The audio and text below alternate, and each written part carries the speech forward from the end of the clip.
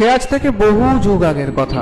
নবদ্বীপের বাসিন্দা বৈষ্ণব বুদ্ধিমন্ত খাঁ ছিলেন বর্ধমানের দানবীর মহারাজ মহাতাপ চন্দ্রর খুব কাছের একজন মানুষ। তিনি একদিন মাঝরাতে কুলেগ্রাম দিয়ে ফিরছিলেন। হঠাৎ সেখানে তিনি দেখেন এক মহিলা বসে কান্নাকাটি করছে। তিনি সেই মহিলার কাছে গিয়ে তার অসুবিধার কথা জানতে চাইলে তিনি খেয়াল করেন এই রাতে জঙ্গলের মাঝে মহিলা এলো কোথা থেকে।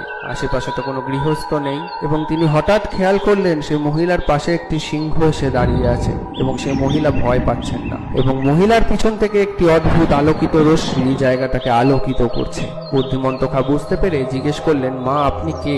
সাথে সাথে সেই মহিলা রূপ বদলে হয়ে যান মা চণ্ডী। তিনি বলেন, আমি গ্রাম কুলের একটি শেওড়া গাছের তলায় আছি, তুই আমাকে সেখান থেকে বোয়াইয়ে আন পালকি করে। বুদ্ধিমন্ত খাঁ মায়ের নির্দেশ মতো জঙ্গলের মাঝে সোজা গিয়ে এক শেওড়া গাছের তলায় দেখতে পান এক চণ্ডী বিগ্রহ।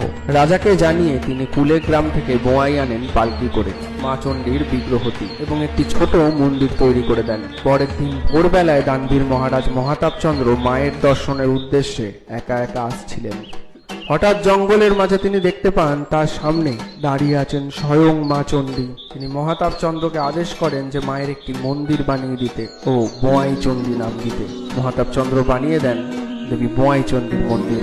তারপর থেকেই মা চণ্ডী রক্ষা করে আসছেন বর্ধমানের বোয়াই চণ্ডীকে এবং এখানে কেউ কিছু চাইলে সে সেটা পায়।